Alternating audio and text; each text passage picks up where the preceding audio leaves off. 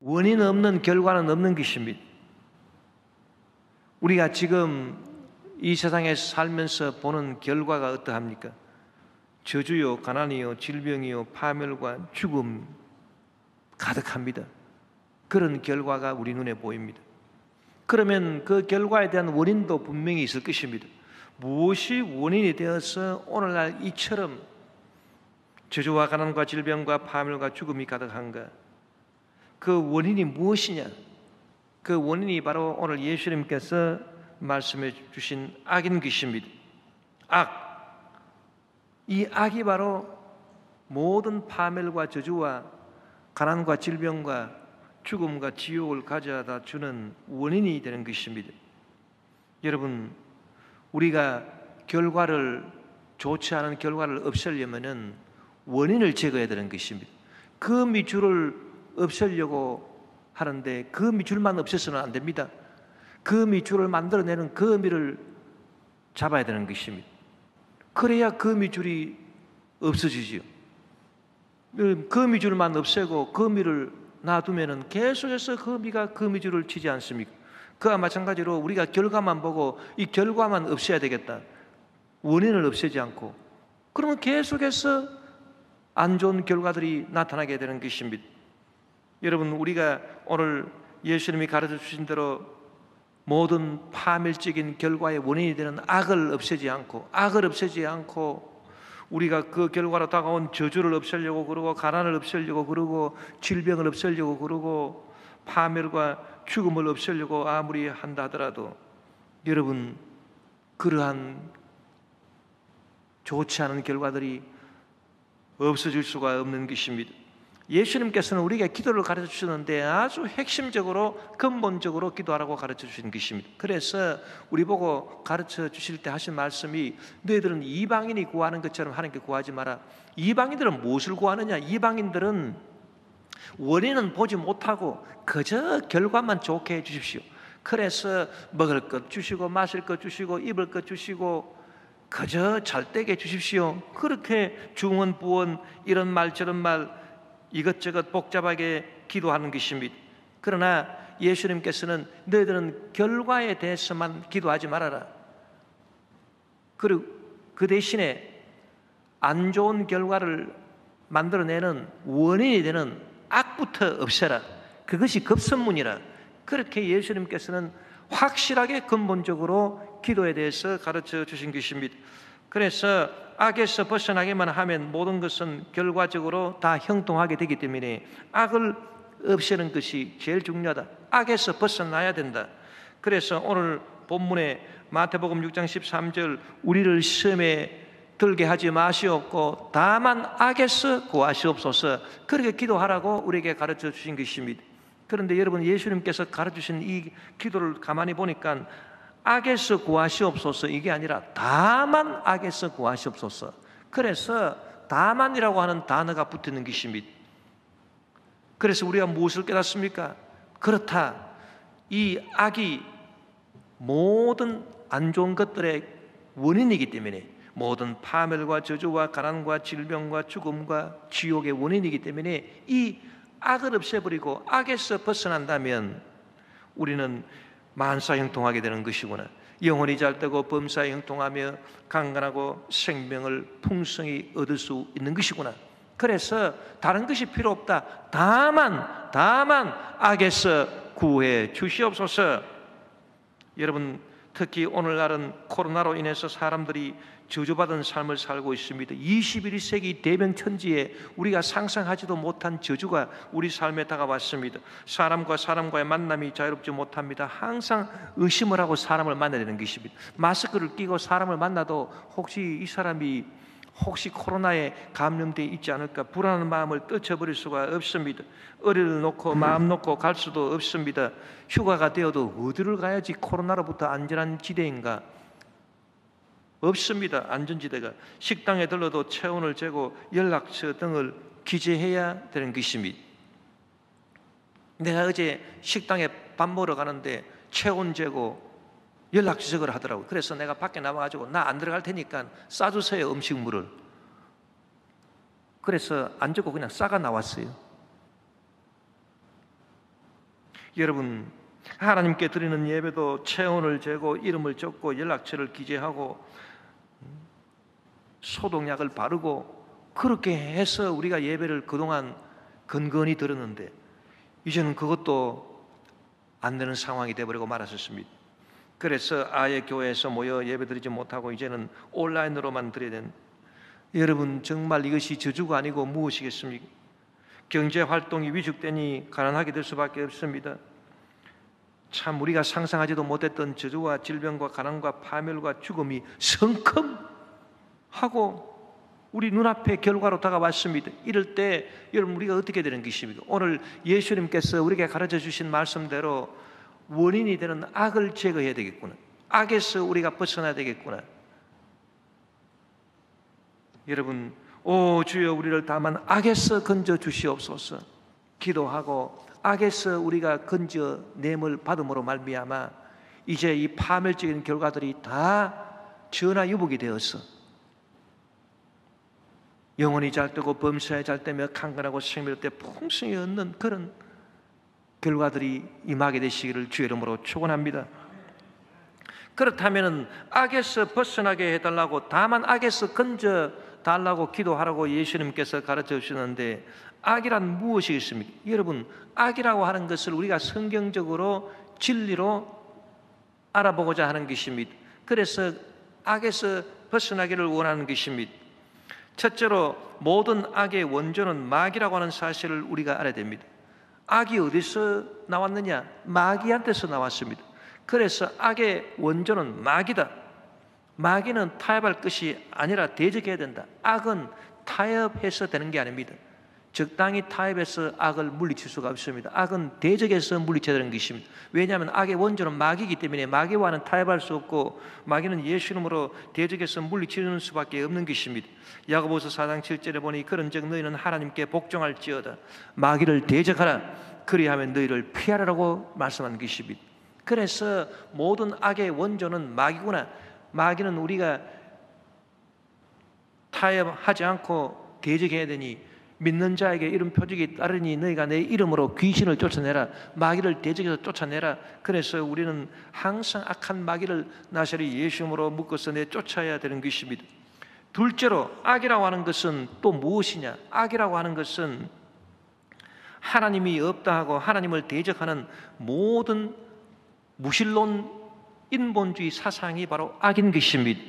시편 4절에 보니 악인은 그의 교만한 얼굴로 말하기를 야훼께서 이를 감찰하지 아니하신다 하며 그의 모든 사상에 하나님이 없다 하나이다. 그래서 악인이 뭐냐? 악한 사람이다. 악에 빠진 사람이다. 그런데 악에 빠진 사람은 어떤 사람인가? 성경이 말하는 거 보니까 악에 빠진 사람은 무슨 도둑질을 하고 강도짓을 하고 그런 것 하기 이전에 어떤 사람이 악에 빠진 사람이냐? 물론 도둑질, 강도질, 죄 짓는 사람이 악인이겠지만은 악한 사람의 본질이 뭐냐? 그 가장 중요한 특징이 뭐냐? 악에 빠진 사람은 교만한 얼굴로 말하면서 하나님이 내 삶을 감찰하지 않는다. 하나님이 내 생활을 감찰하지 않는다. 하나님이 간섭 안 한다. 왜? 하나님은 안 계시기 때문이다. 그 모든 사상에 하나님이 없다 한다. 이것이 바로 악이라는 것입니다. 여러분, 우리는 하나님이 계시지 아니하신다 하고 하나님은 안 계시기 때문에 우리의 삶을 감찰하지 아니하니까 우리 인간이 최고다. 그래서 우리 인간이 생각을 잘하고 우리 인간 인본주의로 잘 살아야 되겠다. 그렇게 생각하고 말하는 모든 인본주의 사상이 악이라고 하는 것을 알아야 되는 것입니다. 악은 마귀입니다. 인본주의 사상은 여러분 마귀인 것입니다. 그러므로 우리가 인본주의를 대할 때는 이런 사상의 조류가 있나 보다.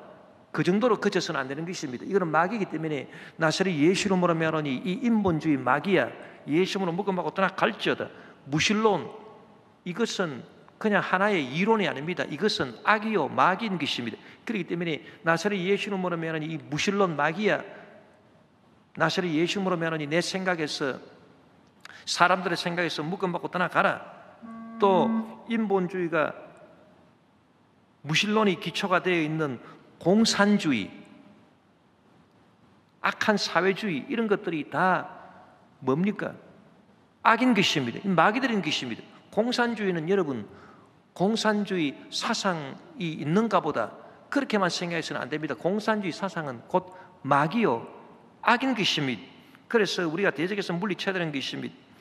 지금 세계를 보면은 이 공산주의 나라들이 러시아, 중국, 북한 이렇게 있는데 요 세 나라가 제일 못된 짓들을 골라가면서 하고 있는 것입니다.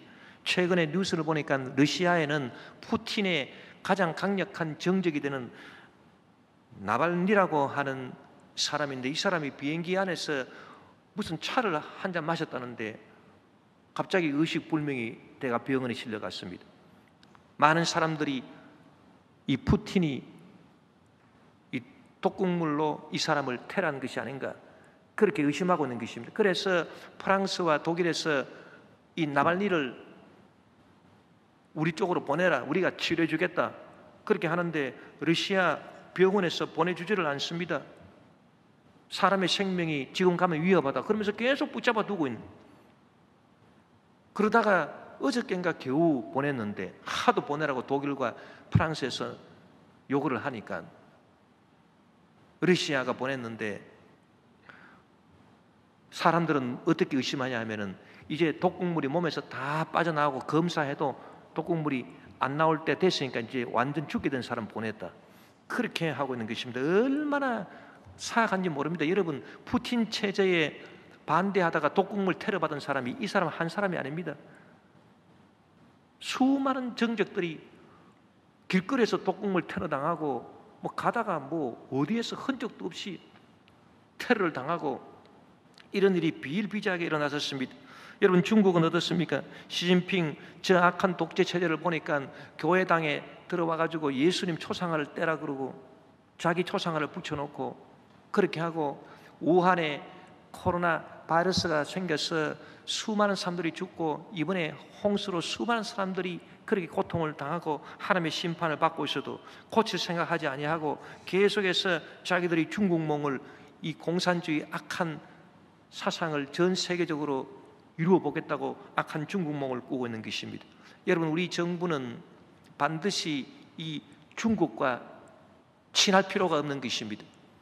싸워가지고서 다툴 이유는 없습니다. 평화적으로 대해야 되겠지만 그러나 우리가 분명히 알아야 되는 것은 마음속에 우리가 경계심을 가지고 있는 중국은 체제가 공산주의이기 때문에 확실하게 우리 마음속에 경계심을 갖고 그들을 대해야지 마음의 경계심을 풀어버려서는 절대 안 되는 것입니다. 여러분 북한을 보십시오. 김정은 체제에 반대해서 살아남을 수 있습니까? 김정남이도 독극물 테러 받아서 해외에서 사망하지 않았었습니까? 여러분 얼마나 잔인하고 반인권적인지 모릅니다. 이런 악한 공산주의 체제 어디서 나왔습니까? 하나님이 계시지 아니하고 하나님이 우리 삶을 감찰하지 않는다 그러니까 뭐 자기도 하고 싶은 대로 다 해버린 이 공산주의 사상, 무신론 인본주의 사상은 여러분 마귀요 귀신이요 악인 것입니다. 그렇기 때문에 행여나 우리 대한민국에 발붙이지 못하도록 또 우리 각자의 사상 속에 들어오지 못하도록 나사렛 예수님으로 명하노니 이 공산주의, 무신론, 인본주의, 사회주의 악한 이 사상아, 이 마귀야 나사렛 예수님으로 명하니 묶어맞고 떠나갈지어다. 우리 각자의 개인의 사상에서 묶어맞고 떠나가고 우리 대한민국 정치, 경제, 사회, 문화, 군사, 교육, 국방, 외교, 입법, 사법, 행정, 언론 각 분야에서 묶어맞고 떠나가라. 이 더러운 마귀 귀신들아 묶어맞고 떠나갈지어다. 우리는 명령에서 이 악을 쫓아내버리고 악에서 벗어나야 되는 것입니다. 그래서 하나님을 섬기고 하나님께서 우리 인생을 다 감찰하기 때문에 하나님 말씀대로 우리는 살아야 된다. 그런 믿음을 가지고 살아야 결과가 좋습니다. 영혼이 잘되고 범사에 형통하고 강건하며 생명의 풍성히 얻는 그런 결과가 나타나게 되는 것입니다. 여러분 셋째로 악이라고 하는 것은 교만함을 말하는 것입니다. 하나님이 없다 하는 무신론과 같이 다니는 단어가 있는데 교만입니다. 교만. 여러분 교만한 사람은 하나님을 믿는다고 하더라도 하나님을 안 믿는 무신론자들하고 같습니다. 왜냐하니까 악인은 그의 교만한 얼굴로 말하기를 하나님이 감찰하지 아니하신다. 그러니까 악인이나 악에 빠진 사람이나 교만한 사람이나 마찬가지. 잠언 16장 18절에 보니 교만은 패망의 선봉이요 거만한 마음은 넘어짐의 앞잡이니라고 말씀했습니다. 선봉이다, 앞잡이다, 이 말이 무슨 말입니까? 원인이다, 그 말인 것입니다. 앞에 오는 거니까 원인이죠. 뒤에 따라오는 건 결과고. 그래서 교만은 패망의 선봉이다. 다른 말로 하면 교만은 패망의 원인이다. 거만한 마음은 넘어짐의 앞잡이다. 다른 말로 하면 거만한 마음은 넘어짐의 원인이다. 그래서 패망이나 넘어지고 파멸되는 것들의 원인이 바로 교만이요 거만한 마음이라 그 말인 것입니다. 그렇기 때문에 여러분, 우리는 이 교만이 바로 악이구나, 악이 원인이 돼서 모든 파멸적인 결과가 나오기 때문에, 야, 교만이 바로 이게 바로 악이로구나. 그래서 우리가 교만한 마음이 혹시라도 우리 마음속에 들어오려고 한다면 우리는 경계를 해야 되는 것입니다. 신앙생활을 잘 하는 사람은 영적으로 민감한 사람인 것입니다. 영적으로 민감한 사람은 어떤 사람이냐? 딱 자기 마음을 자기가 관찰하고 있다가 내가 무슨 좀 잘났거니 그런 생각이 들고, 내가 조금이라도 내가 이 말하면 되지 않았느냐 그런 생각이 들고, 다른 사람에 비해서 저 사람보다 내가 훨씬 낫지 뭐 그런 생각이 든다든지, 좌우지간 교만한 생각이 들어오려고 하는 그 찰나에 영적으로 민감해서 알아차려야 돼. 그래서 야, 이거는 마귀구나.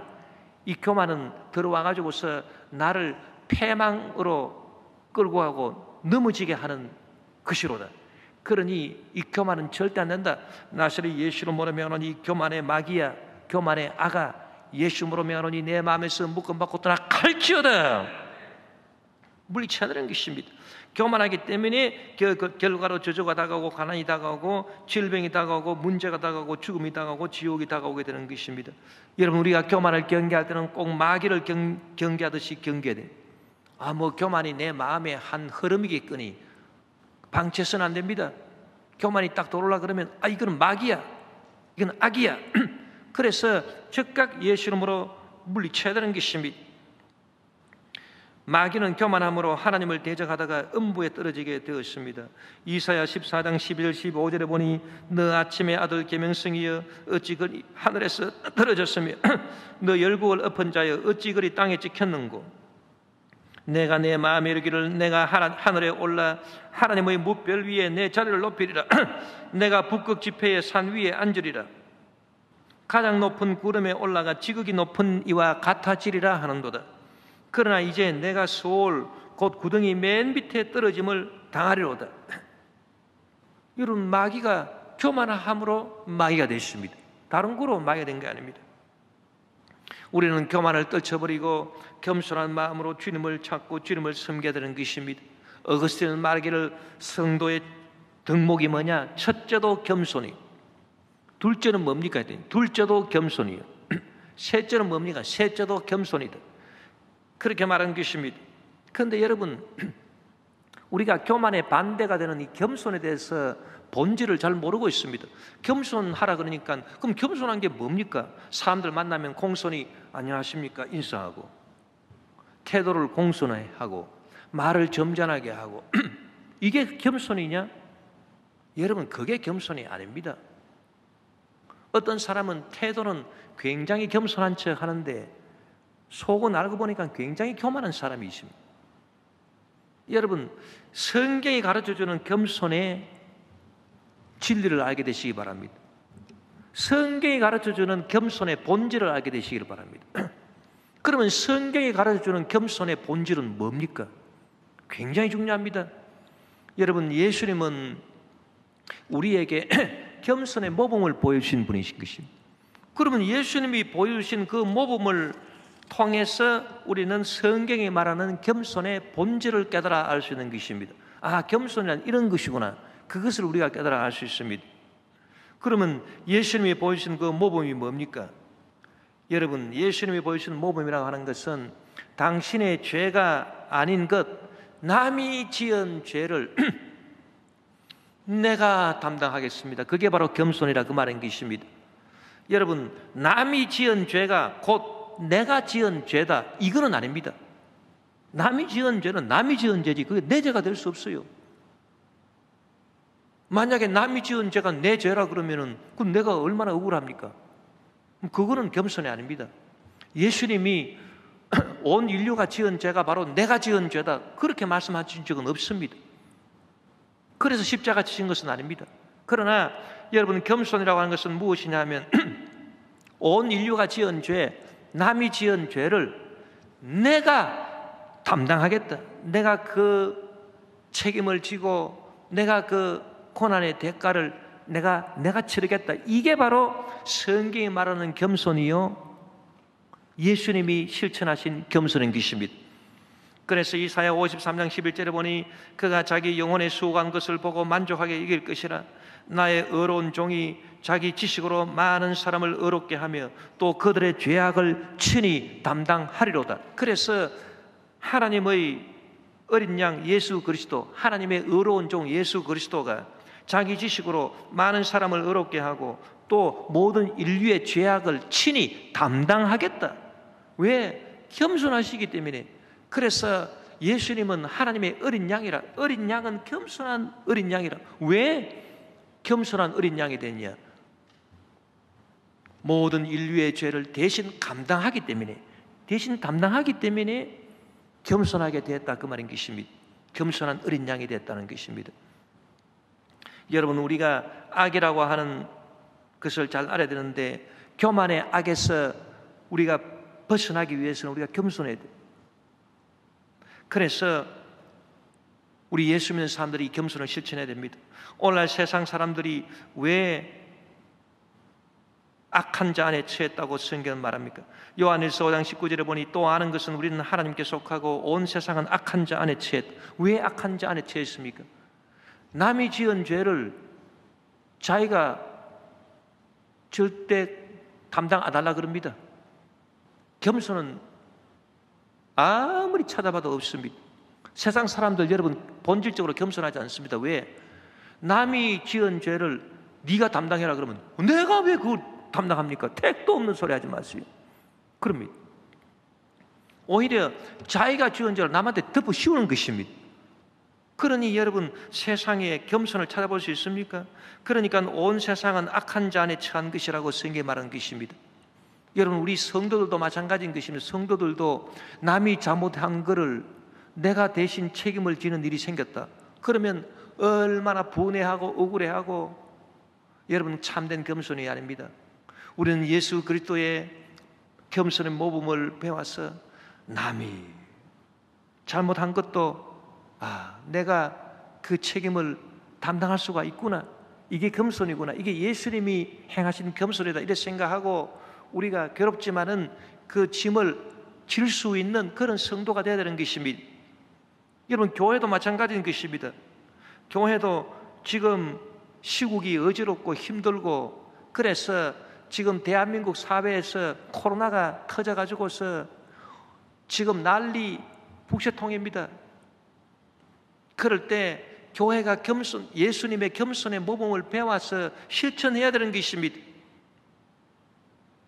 교회가 사회에 대해서 우리는 잘못한 거 하나도 없다, 다 딴 데서 옮아 와가지고서 우리 교회에 퍼뜨린 거지, 우리 교회 안에서 발생한 코로나가 어디 있느냐, 그렇게 다들 말하면서 교회는 잘못이 없다, 잘못이 없다, 잘못이 없다, 그렇게만 하면 안 되는 것입니다. 그러면 그리스도의 겸손을 실천할 수가 없습니다. 우리가 어떻게 해야 됩니까? 우리 교회가 잘못한 것이 없다 하더라도, 사회에서 코로나가 발생했다 하더라도 그 책임을 우리가 대신 짊어지겠습니다. 그렇게 우리가 나가야, 교회에서 그러한 태도로 나가야지만 이 사회를 밝히는 빛의 역할을 할 수 있고, 또 사회를 정화시키는 소금 역할을 할 수 있고, 이 사회에 죽어가는 많은 영혼들을 주님의 몸된 교회로 인도할 수가 있는 것입니다. 그런데 통탄스럽게도 최근에 예를 보니까 극히 일부 교회에서 거기서는 코로나가 발생해가지고 난리를 쳤음에도 불구하고 자기들은 아무 잘못 없다 그러고 엉뚱한 말을 하고 참 반상식적인 그런 언행을 계속하고 있습니다. 얼마나 통탄스러운지 말로 다 할 수가 없는 것입니다. 여러분, 그런 교회가 진짜 주님의 교회라고 할 수 있겠습니까? 그런 교회 주의 종이 진짜 주의 종이라고 할 수 있겠습니까? 할 수가 없습니다. 어떻게 그리스도의 모범은 눈꼽만치도 보이지 않습니까? 남이 잘못해가지고서 코로나가 발생해도 우리 교회가 책임을 지겠습니다. 우리 교회가 잘못입니다. 이렇게 해야 그리스도의 모범을 실천할 수 있는 것이거늘, 하물며 자기 교회에서 발생해가지고서 온 세상에 퍼지고 있는데도 불구하고 우리는 잘못한 것도 없다고 계속 떠들어댄다면 그런 반상식적인 얘기를 누가 믿을 수가 있는 것입니까? 사회에서 인정을 받겠습니까? 우리 기독교가 사회에서 인정을 받고 교회가 인정을 받을 수 있겠습니까? 얼마나 통탄스러운 일이 아닌지 말로 다 할 수가 없는 것입니다. 그렇기 때문에 여러분, 우리는 생각을 완전히 바꿔야 되는 것입니다. 사회에서 잘못해서, 직장에서 잘못해서, 다른 사람들이 잘못해서, 예수 안 믿는 사람들이 잘못해서 코로나가 발생했다 하더라도 주님, 우리는 성도로서 그들을 위해서 기도하고 그 발생한 모든 책임을 우리가 나누어 지고 어떻게 하든지 간에 방역을 잘 할 수 있도록 그렇게 애를 쓰고 하나님의 영광을 위해서 노력하고 해야 이 사회의 소음과 빛의 역할을 할 수 있지 않겠습니까? 여러분, 우리는 이 교만이라고 하는 것, 겸손의 반대가 되는 이 교만이라고 하는 것이 악이요 마귀라고 하는 것을 깨달아 알고 이 교만의 악에서 벗어나야 결과가 좋을 수가 있다. 파멸적인 결과가 사라지고 복된 축복이 나타난다는 것을 반드시 알고 교만의 악에서 다 벗어나는 저와 여러분 되시기를 주 이름으로 축원합니다. 넷째로, 악이라고 하는 것은 어리석음을 말하는 것입니다. 여러분, 우리가 어리석다 그러면은 그냥 어수룩하고 미련하고 그 정도로만 알고 있습니다. 그러나 성경이 가르쳐주는 진리는 그렇지 않습니다. 어리석음은 여러분 악인 것입니다. 모든 파멸의 원인이 되는 악이 바로 어리석음이라고 성경 가르쳐주고 있는 것입니다. 시편 53편 1절에 보니 어리석은 자는 그의 마음에 이르기를 하나님이 없다 하도다. 그들은 부패하며 가증한 악을 행하며 선을 행하는 자가 없다고 말씀했습니다. 그래서 어리석은 자나 악인이나 마찬가지다. 악인도 하나님이 감찰하지 아니하시고 그 모든 사상에 하나님이 없다는 악인, 그 악인이나 어리석은 자도 어리석은 자도 그 마음에 이르기를 하나님이 없다는. 그러니까 악인이 곧 어리석은 사람. 어리석음은 여러분 그냥 지능 지수가 낮아가지고 좀 어리버리한 거다. 그게 어리석은 게 아닙니다. 어리석은 것은 바로 악이요, 이것은 마귀인 것입니다. 그렇기 때문에 저와 여러분이 어리석음에 대한 정의를 새롭게 해야 됩니다.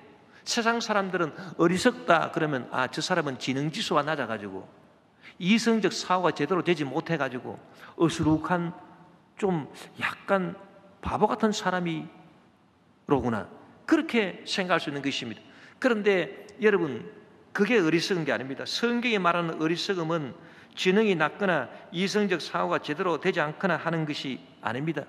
성경이 말하는 어리석음은 무엇이 어리석음인가 우리가 알아보면 로마서 1장 22절에 보면 스스로 지혜롭다 하나 어리석게 되었다. 스스로 지혜 있다 하나 어리석게 되었다.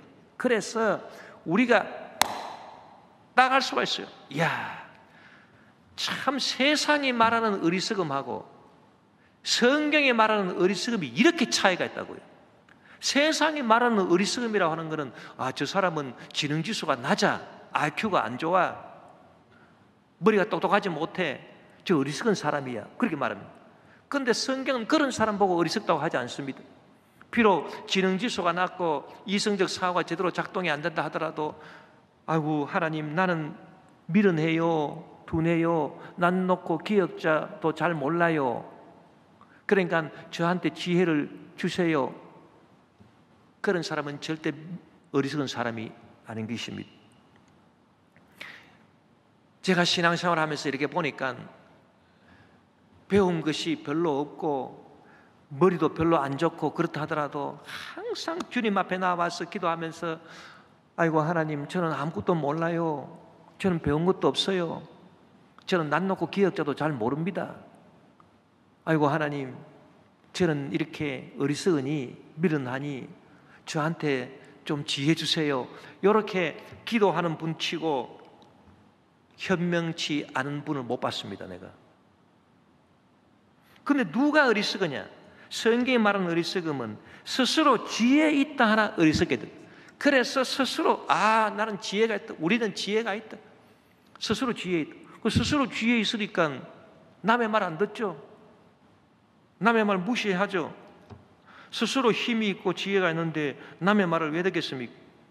여러분 개인이든 나라든 집단이든 마찬가지인 것입니다.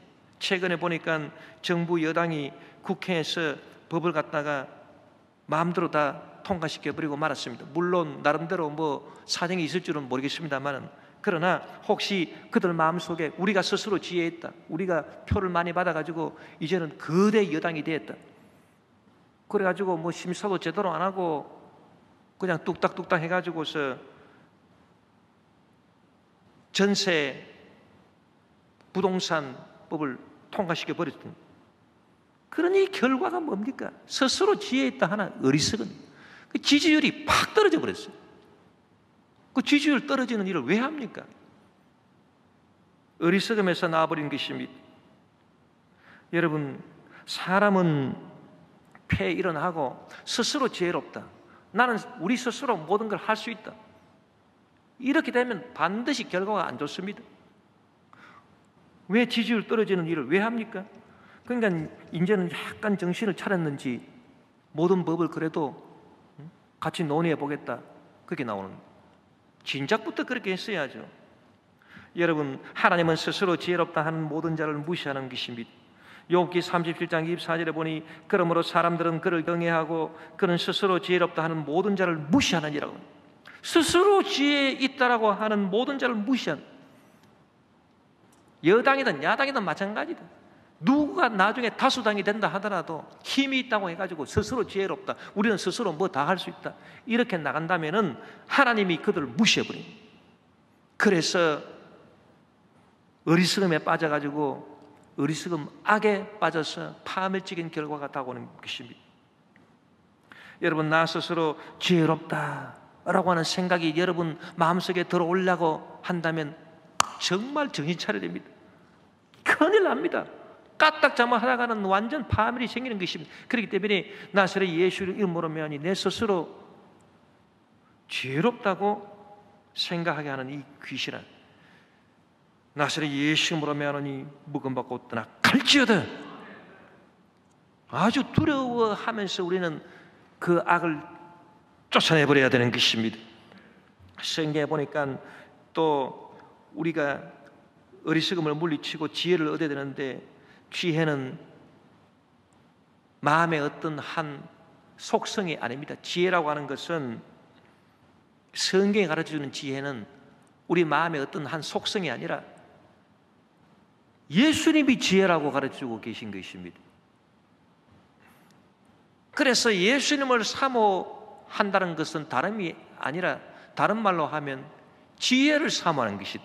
우리가 밤낮 주님 앞에 나와서 나의 기쁨, 나의 소망 되시며 나의 생명이 되신 주, 밤낮 불러서 늘 찬송 들어도 아쉬운 마음뿐이세. 우리가 예수님을 사모하지 않습니까? 예수님을 사모하는 사람은 곧 지혜를 사모하는 사람입니다. 왜? 성경은 우리한테 뭘 가르쳐주느냐? 지혜가 곧 예수님입니다. 잠언서 8장 12절 13절에 보니 나 지혜는 명철로 주소를 삼으며 지식과 거짓을 찾아 얻나니 야훼를 경외하는 것은 악을 미워하는 것이라. 나는 교만과 거만과 악한 행실과 패역한 입을 미워하느니라고 말씀한 것입니다. 그렇기 때문에 여러분, 나 지혜는 그렇게 말했습니다. 나 지혜는, 지혜가 사람처럼 말하고 있는 것입니다. 우리가 성경을 보면 이 지혜가 누구냐? 곧 예수 그리스도라고 하는 것을 알 수가 있는 것입니다. 그래서 우리가 예수님을 사모하듯이 지혜를 사모해야 된, 예수님을 대접하듯이 지혜를 대접해야 된, 예수님을 찾아 나서듯이 우리가 지혜를 찾아 나서야 되는 것입니다. 그래서 우리가 어리석음의 악에서 벗어나야 되는 것입니다. 특별히 여러분, 지금 악한 그 모든 것들로 말미암아서 이 세상에 파멸이 얼마나 가득합니까? 이럴 때일수록 우리는 악에서 벗어나야 되는 것입니다. 하나님이 없다는 무신론의 악에서 벗어나야 되고, 교만의 악에서 벗어나야 되고, 그리고 어리석음의 악에서 벗어나야 되는 것입니다. 그리야 할 때 우리는 이제 결과가 새롭게 되는 걸 볼 수 있습니다. 우리 대한민국도 전 세계도 이와 같은 악들에서 벗어난다면 이제 코로나 문제도 해결되고, 우리 모두가 영혼이 잘 되고 범사에 형통하며 강건하고 생명의 풍성이 얻는 그런 놀라운 축복이 다오게 될 것입니다. 우리 말씀을 생각하시면서 주여 한번 부르고 간절히 기도하겠습니다. 주여